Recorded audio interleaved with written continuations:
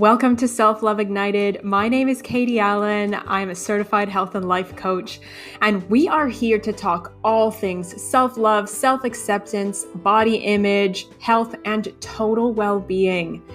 You are going to hear from me, plus you'll hear the stories of other women who have transformed this already. They have walked this path, and they have really learned how to love and embrace all parts of themselves. We are here to help you be inspired, motivated, and to help you really transform your relationship with yourself to be a loving and positive force each and every day. What are you waiting for? Let's get to it.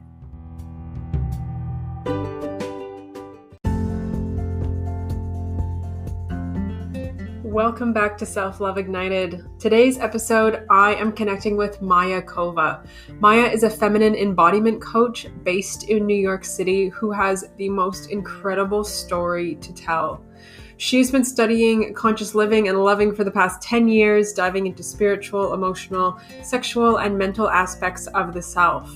She's certified in applied positive psychology and coaching. She is a certified Tantra Educator and trained in kundalini yoga energy work and so much more. Our conversation is a really, really juicy one, and she has some beautiful tips for beginners. Dive on in.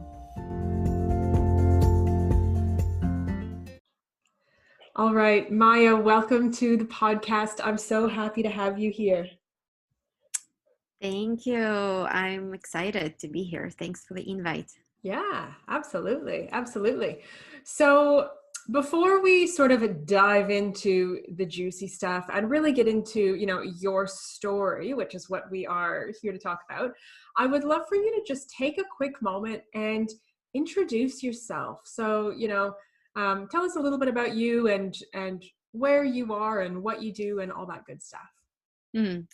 Thank you so much. So my name is Maya Kova. I am transformational coach, feminine embodiment coach, and Tantra Educator. I absolutely love what I do. I think since childhood, I always wanted to have an impact, to do something that would be meaningful and also would be helpful. And I'm super grateful that my path and my journey got me exactly where I am today.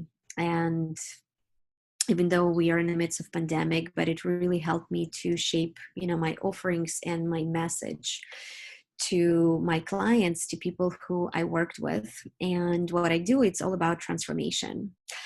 And the credo of my practice is live your power, not your pattern. Because we all have those behaviors and patterns and habits, how we react and how we show up, especially in a critical, challenging, or triggering situations. And then we got caught up in a trap, right? That those behaviors become our labels and become how we see ourselves. But that is not true. Because we are not what had happened to us. That just experiences. And the trap is that it happened because many of them happen in childhood. Then we spend the rest of our lives trying to rewrite that or change that instead of moving on, moving forward and living the best life. And my desire for everyone I worked with is just to bring them back home to their true self, connect them to their hearts, their souls, so then can live their lives with joy and pleasure and turn on and excitement and experience zest for life, regardless of what had happened. Damn, that's powerful.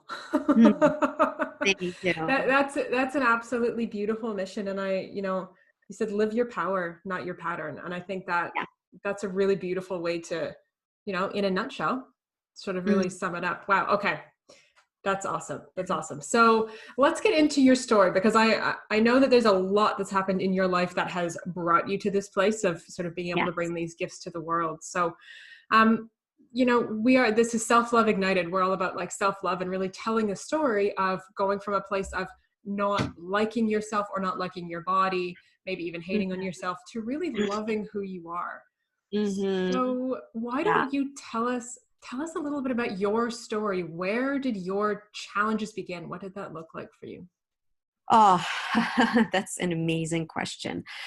My challenges began when I was little. In my childhood, my parents got divorced when I was 5. My mom left, and she was pursuing a career on TV to be a producer and director. And she worked a lot. She traveled a lot. So I didn't get a lot of my mom when I was little. And then on top of everything, she left my dad, and I was living with my father for a couple of years. And me and him, we had the most beautiful, harmonious, like best relationship, father daughter you can imagine. He was so loving and inclusive and just accepting and supporting. Like I would always felt like equal, like he would always, like, I don't know, like take into consideration me, my needs, my desires. And that was probably for me the first experience of being unconditionally loved, like just knowing that I'm just good because it's me, Mm. like no conditioning. Like the way he treated me in our relationship when I was little was like no conditioning whatsoever. And that's fortunate, um and I would say misfortunate in the same time, because I guess he showed, right, like the bar that he set was like so high. Yeah. And then real life is slightly different. I was not ready for real life. And real life kicked in pretty fast when he decided. I was born in Eastern Europe, and in 90s, right, the borders were open, and his dream was always go to United States. And he was a IT developer, programmer. He was a very smart person, and United States was a perfect place for him to be and to actually build his life and his career. And he made a tough decision to go. And of course, I mean, not of course, but for whatever reasons, he didn't felt like taking me with him would be a right thing to do. And I will always remember the day when he came with a gift. He gave me a gift, and he was honest with me. He told me, I want to go to United States and I cannot take you with me, but I promise I'll bring you back as soon as I can. And like, will you be okay if I leave? And part of me appreciate him asking the question, because it made me feel important. It made me feel that, like, that's my decision, that's something that we agreed on together. But also, I don't think that 8-year-old can understand those concepts. No. So me saying yes to him, because of course I wanted him to be happy, I did not realize as a little right, as a little girl, as a little human, what does it mean to be separated with somebody you love, to be separated with somebody who is your caregiver, also to be separated from your father. Like, there was things that I didn't know what is it at all. Yeah. So me saying yes is just me saying yes because my dad asked me for it. And when he left, I started to live with my grandparents and my grandmom, my mom's mother. She is very emotional and available person, manipulative, and pretty much abusive. And I, from my la la land, from being in a very nice and warm bubble that my father created for me, I ended up living with a person I could not understand, I could not talk to, and everything I do was wrong.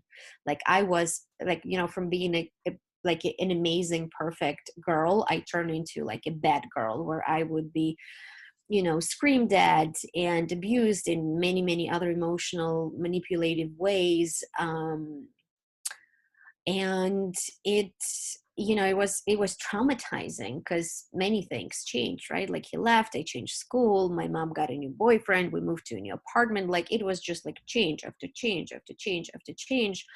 And now as a coach, I also, when I reflect back, I understand that it's hard for every, like, anyone, regardless of how old you are, but especially in that age, right? Because 8, especially like 8, is like, it's a very vulnerable, fragile age where you're not fully, right? Like, you're not Yeah. fully developed so many things of your psyche and of your behaviors.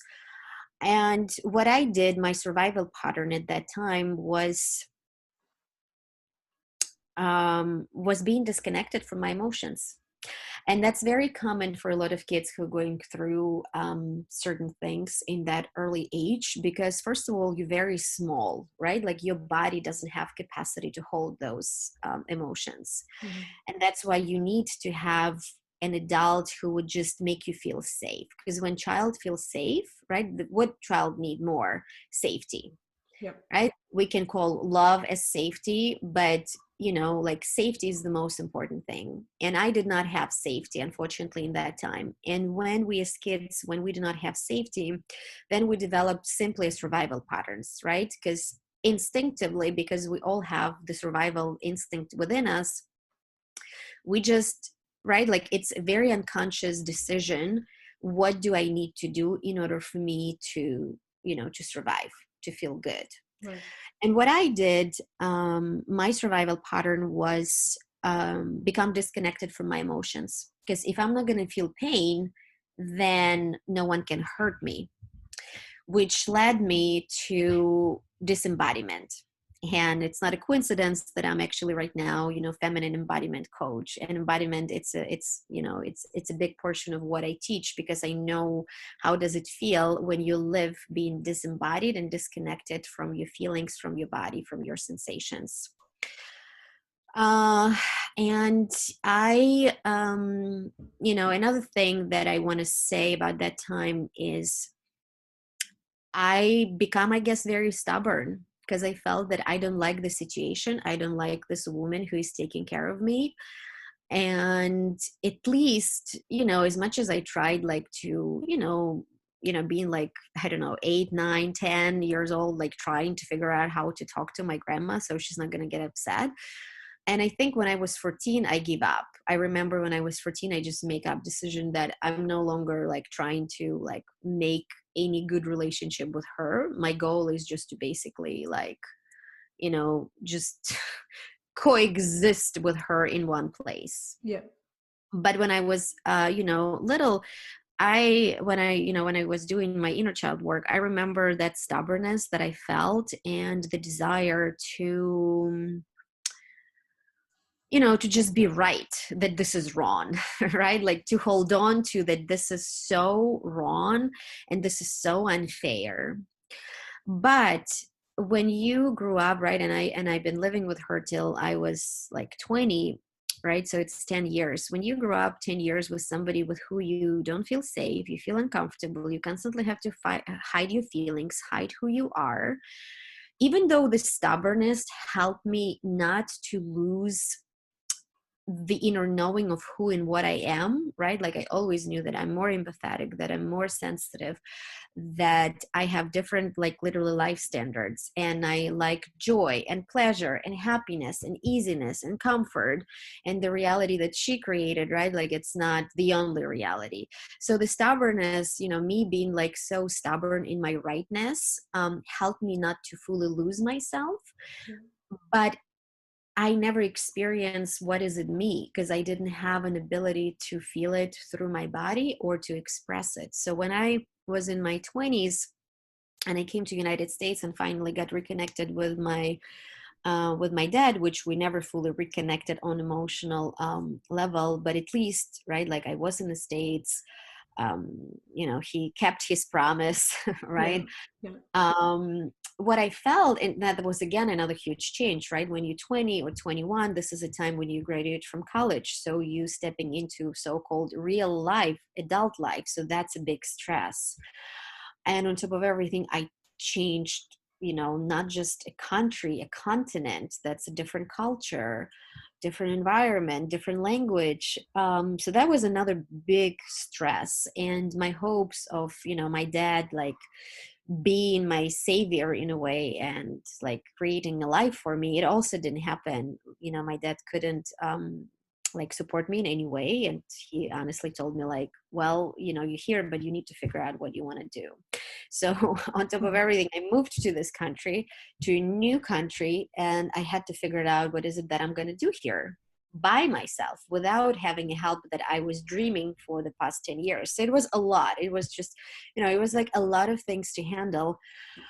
Uh, and I moved to New York because New York felt the most safest place and the most international place. and I was from big city, so city life, it was something that very familiar for me. Mm-hmm. But what happened is when I settled in New York in a couple of months, I pretty much recreated the life that I was running away from. And what I mean by that is that me being upset, me being disappointed, me feeling that something is missing and I don't know what is it. And that was the time, I would say in my early 20s, I started feeling like this huge personal confusion and feeling lost and self-loathing and, just hating my life. Not necessarily hating myself, maybe just like hiding it, covering it up, Mm-hmm. trying to keep the surface nice, but emotionally that was just a huge um rejection, self-rejection. Yeah. Me hating everything that's present in my life, and me having zero understanding of how I can change it or how I can rebalance it or how I can fix it. Because back then I still have idea that if only I would be in United States, right? If only I would live in New York, if only I would find my job in New York, if only I would get a boyfriend, right? There's always expectation that if I change something outside, it would make me feel good. Yeah. And that formula was crashed so many times because no matter what I would achieve, no matter what I would get, in a couple of days, maybe weeks, I would go back to feeling this profound emptiness and I don't know, some kind of a disgusting feelings of this profound self-rejection, right? Self-rejection of that part of my life Yeah. and part of myself. Yeah. That, wow. So you have gone through so much. I mean, as a little kid, being asked by your father, and I mean, you're totally right. At 8 years old, of course, you're going to say yes to your dad because you love your dad and you want to do everything for him. And that put you in this place where you were living with people where you didn't feel safe, and finally coming, to the United States, like you had always dreamed of. And then this dream sort of shattered and you realized it wasn't what you thought. It wasn't going to make you feel like you thought.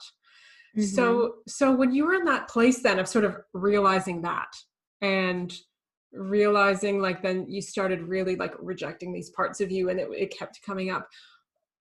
What did you do about that? Like what steps did you take? Because obviously today you are a very different person from that Yes. young 21-year-old, so like what did that look like for you? How did you overcome that? That was the reason why I started being interested in personal growth and personal development since my early 20s. Psychology,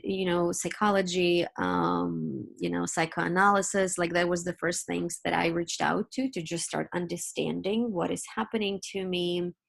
And I had honest conversation with both my mom and my dad, and I really tried to, process that part, which gave me a cognitive understanding, but it didn't help me emotionally at all. And that emotional pain, emotional despair, and emotional hunger, and my constant fear around love, connection, attachment, that was something that always kept me, looking for classes, looking for teachers, looking for knowledge to really get to the core of understanding who we are as humans and what makes one person live their life happy no matter what happens in their lives, right? And somebody else being crushed by things, that happen to them even once.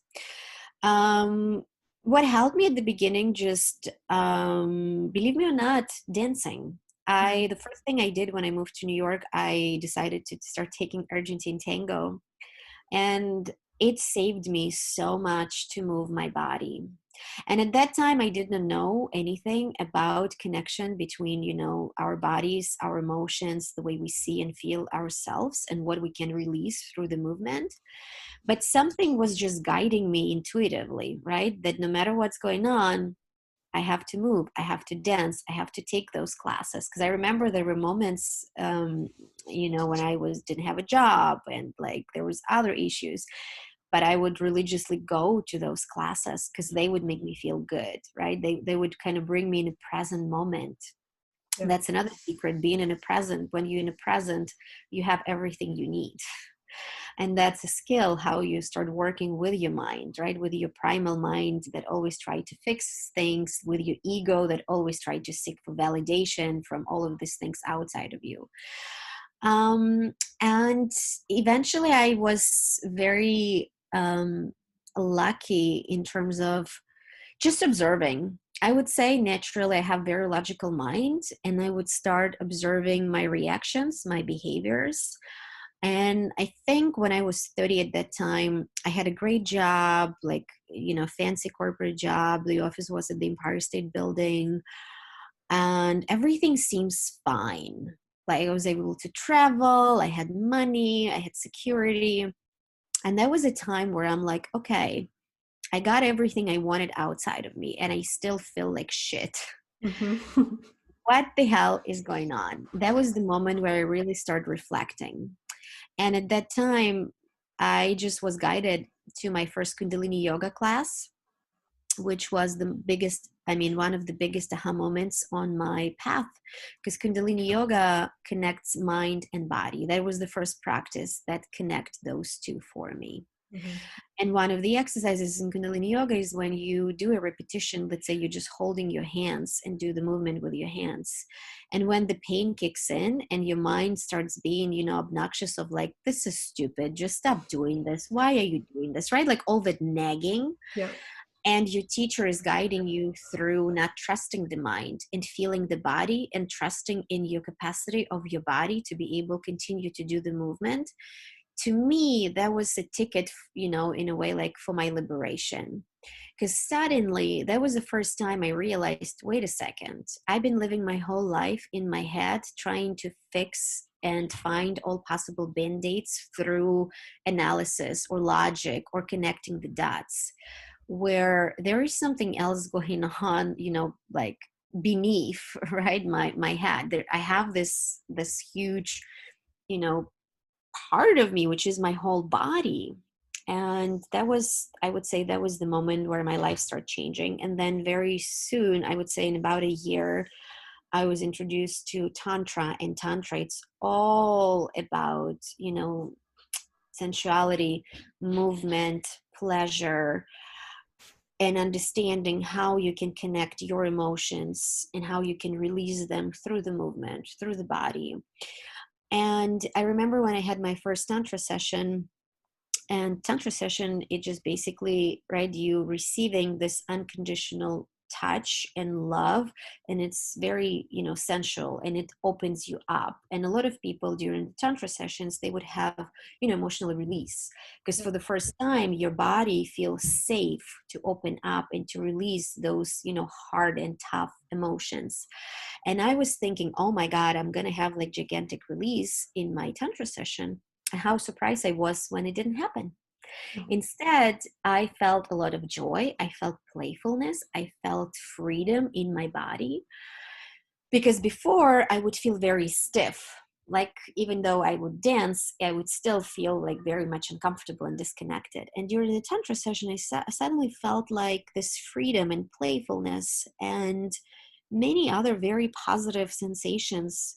And that was another big moment, aha moment for me, when I realized that my grief, my pain, my fear, my anger is in my mind, is in my head. It's me reflecting on what had happened, and, like being stuck in that past scenarios and not living in the present moment, where in the present moment, my body is telling me that I'm happy, I'm whole, I'm complete, I'm fun, I'm free, I'm playful.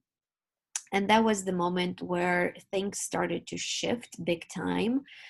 And I took more classes. I study different modalities. I also, study spirituality, right? Like the core of spirituality, what in a modern day, in what Eckhart Tolle is talking about, what Michael Singer is talking about, being in the present and stop giving so much power to our mind, because our mind is servant, but our mind should not be leading and being in charge of how we relate in our lives, how we treat ourselves, how we talk to ourselves.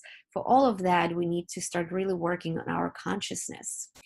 And one of the practices that I offer right now to all of my clients is to put a post-it, on the mirror, and in the morning when you wake up, read this question: if I truly love myself, how would I want to feel? Not what I would want to do, but how I would want to feel. Mm-hmm. Because when we really start asking these questions to ourselves around, how we relate to ourselves, how we feel, and what we want to create for ourselves, not from a cognitive place, but from a place of heart, from a place of being embodied, from a place of occupying, your body, occupying your energetic space. All of that is start changing how we start, it start changing the inner dialogue. And if I don't know if it's time for us to start talking about self-love. I have a lot of things to Yeah. say about that. Yeah, please. Well, first I would like to ask you this sort of transformation that you have gone through. Would you call this a self-love transformation, or is it more embodiment, or like what words would you use to describe it? It's a combination, Okay. because you have to love yourself in order for you to start living in your body and occupying your space. Otherwise, you would always feel this disconnect. So I would say of course, self-love is the foundation, and everyone talks about self-love. And the way I talk about self-love is not what you do, right? A lot of people sometimes think that self-love is, oh, let me get chocolate cake or take a bubble bath, or go and do mani-pedi. That's not that. Self-love has nothing to do with what you do, because there's so many people who can live in a palace, right? Be like super successful and independent and have a very pretty, beautiful life on the outside, and hate themselves, right? When they alone in their beautiful apartments or houses. So it's not about what you can provide for yourself. It's what you feel. And one of the things that I teach self-love is your capacity to put your well-being first. Yeah. To ask yourself, if I really love myself, would I continue doing this? Would I continue staying in this relationship? Would I continue staying and doing this job? Would I let people treat me this way? Right? You just start simply asking yourself a question. If I truly love myself, what would I let? What would I allow in my life? Yeah. And then there is a process, because we all need to go through, healing in a way, certain steps of healing. And healing is basically taking power away from those experiences and people that draining us, right? That feeding from us. But that's our responsibility to draw the line. That's our responsibility to really, right, instead of being a people pleaser or being a victim, start connecting deeply. And the only way you can liberate from those experiences, it's through unapologetically loving everything about yourself and about your experiences. Yeah. Accepting what you've been through. Because the parts of us that's in the shadow, and I do a lot of shadow work with my clients, all of the parts that we reject, that we deny, that we embarrassed of, that we, feel the profound feeling of disgust, all those parts, they craving our own approval. That's an illusion that we need approval from our parents or boyfriend or our boss or somebody else. It's an illusion. It's an illusion of an ego, and it's a band-aid. That parts really need your own approval.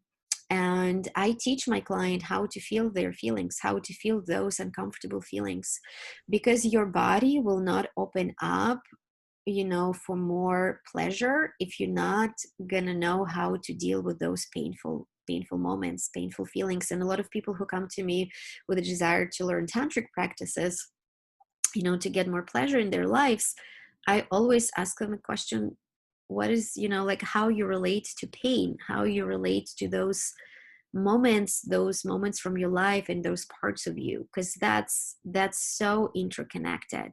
So self-love and being able to accept yourself, that's the foundation for the transformation. It's so simple in a way. It's not easy, but it's simple.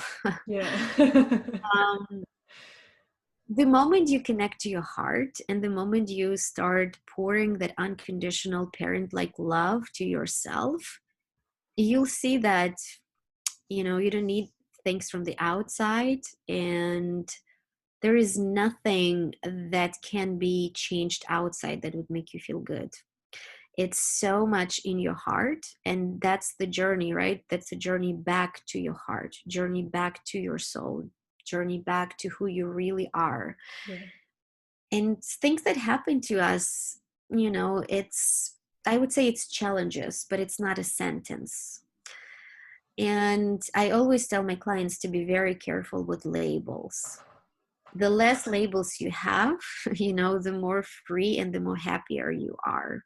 Mhm. Because, we can change so many things. We can change how we show up, how we react.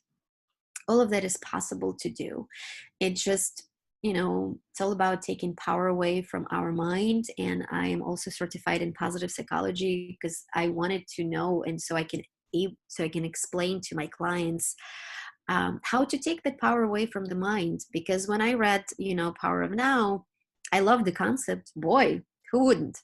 Yeah. But then the bigger question is, okay, how the hell I'm going to implement it? And that's very important to understand how our mind work, what affects our mindset, and more importantly, how we can change it.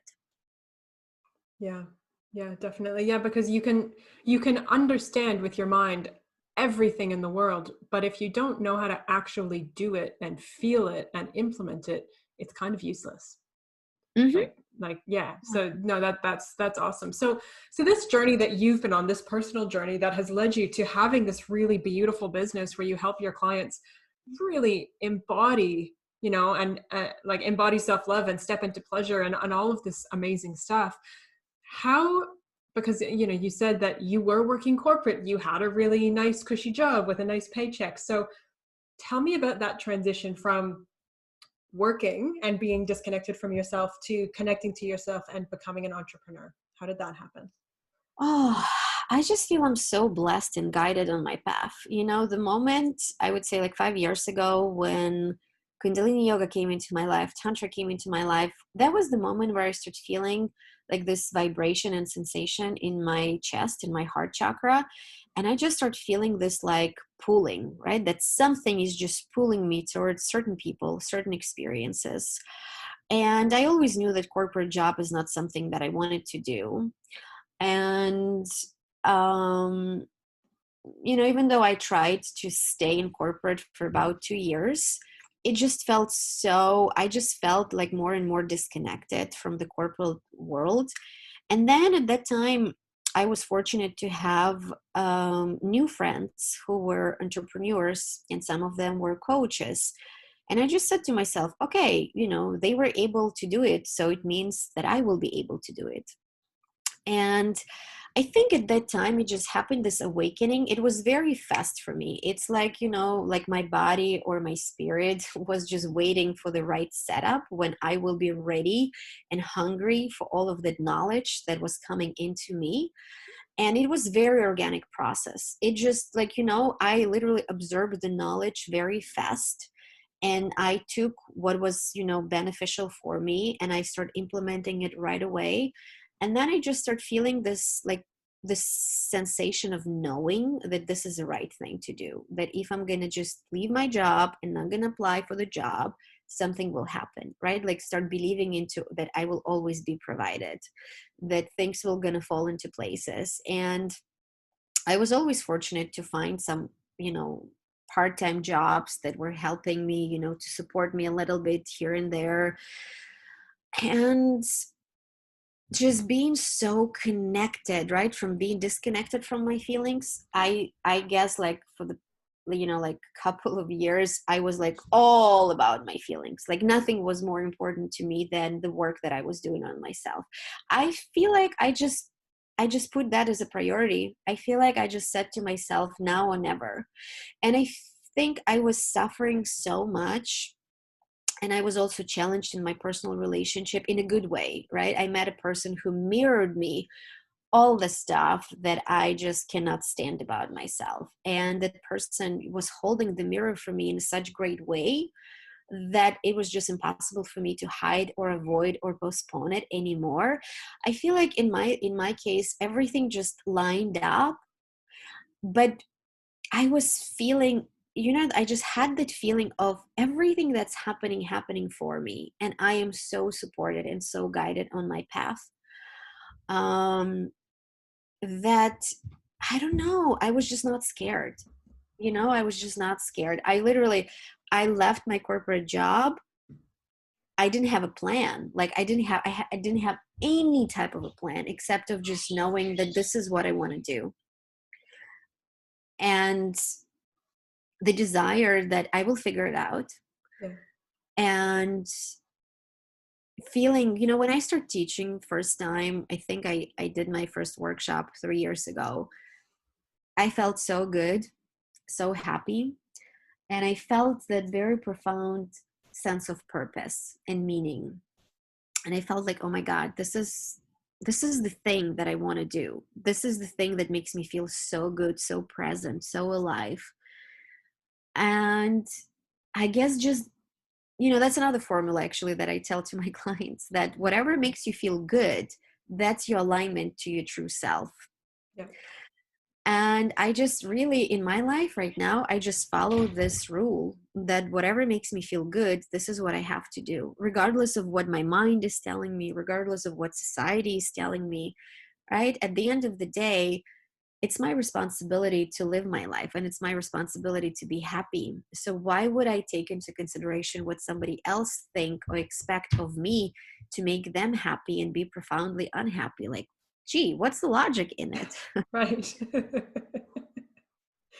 Yeah, yeah, definitely. So, how would you how would you describe your relationship with yourself now? Like, are you sitting in like an unconditional loving state, and do you feel like that's continuing to evolve?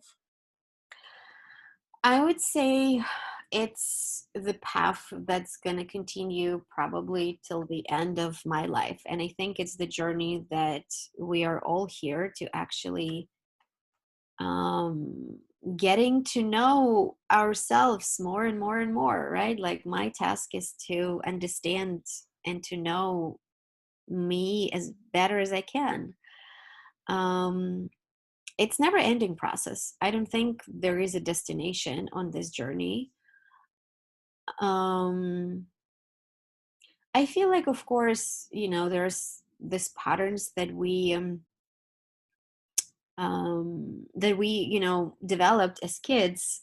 They probably never gonna go fully away, but it's a question of uh, like whether those patterns gonna run my life, or I will be in charge of my own life. And right now I'm at the point in my life where I have my routine, I have my practices, I have very good understanding of who I am.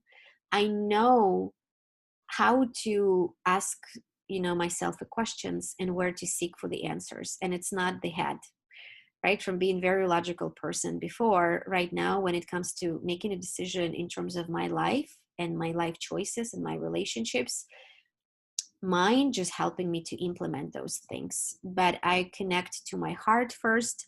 I feel the sensations in my body, and this is my guidance. And when I get triggered, instead of blaming, shaming, guilting myself, being upset with myself, thinking of how I'm gonna fix it, I just sit with my feelings with no judgment, and I allow myself to feel what I'm feeling, regardless of how uncomfortable it is for other people.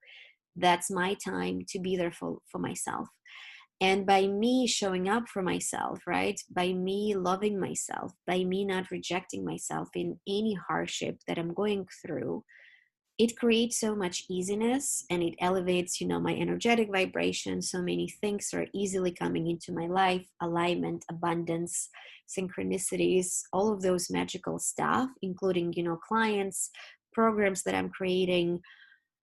I just, like, I connected with myself. And when I connected to my heart, when I connected to my soul, it's like I connected to the universe, and the world is no longer a scary place. I actually feel very safe in my life. I know that no matter what's going to happen, I will always be guided, loved, and protected, because I can give it to myself first. And then I know it's going to be reflected in the life around me. Yeah. Yeah. Beautifully said. Beautifully said. So, Maya, as we're sort of starting to get ready to wrap up, and Yeah. you have so, like, I feel like you and I have a million and one questions I could ask you, but we don't want this to go on forever. But you have so many beautiful practices and exercises and different things that you've sort of mentioned. But when you encounter somebody, maybe there's somebody listening who is sort of Yeah. at the beginning of this journey, maybe in that place where they're still quite disconnected, or maybe still being very harsh and critical with themselves. Do you have one exercise or one practice that you recommend to people to sort of get them started down this path?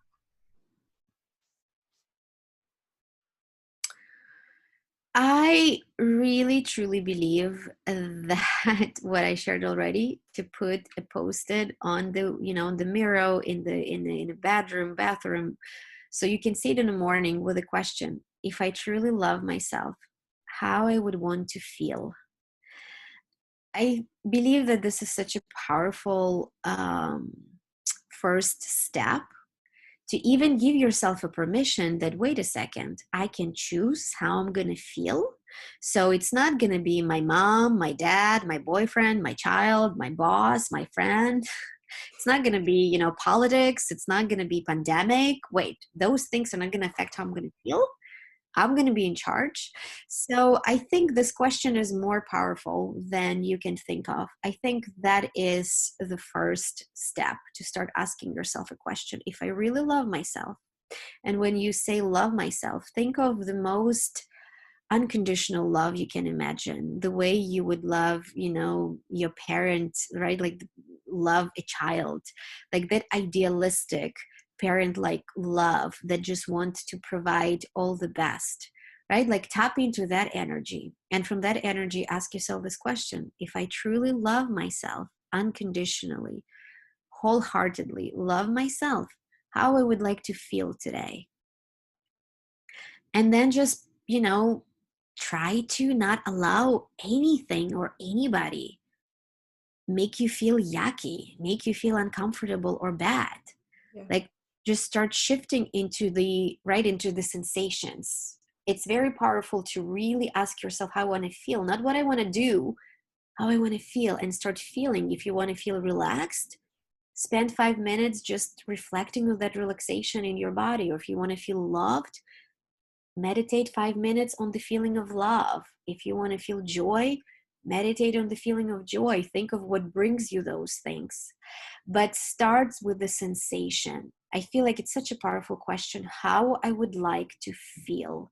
And start getting used to the idea that's the way you feel, you in charge of that fully. That's an illusion. That things that happen to us, some hardships that we're going through, like that, all of that stuff will affect how we feel. That's an illusion that takes so much power away and disconnect you from who you really are, and convince you that, that you are powerless, that you have no control. It is a lie. No, it's a mirage, and it's going to take time to break that, because the mind is going to find for control, your ego is going to find for control. that's fine. Just go through the process. It's going to be uncomfortable. But eventually you get to the other side where you will have a very clear understanding of who you are, and you are not your thoughts and not what your mind will tell you. You're just going to have the felt sense of self that's coming from the heart and from the sensations in the body. That's beautiful. That's powerful, yet simple. Mm-hmm. Not easy, like you said before. Yeah. Simple, not easy, Yeah. but very doable, right? Like Mm-hmm. very, very doable. Oh, beautiful. Okay, Maya, you have so much goodness. Like I said, I have so many more questions.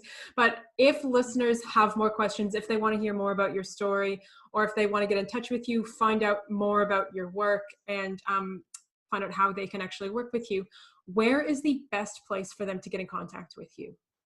My website is Consciously Transform, or my Instagram, the same, consciously_transform. Consciously.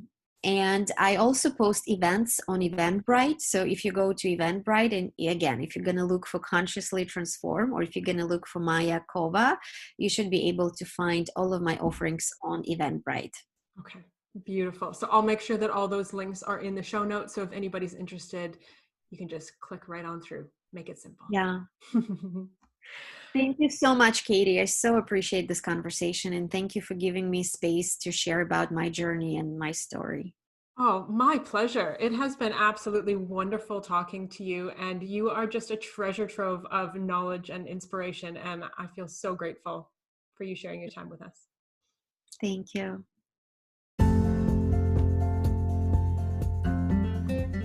Thank you for being here, and thank you for listening. If you want to find out more about Maya or the incredible work that she does, check her out at Consciously Transform. There are links to her Instagram, Facebook, her website, and her Eventbrite down in the show notes.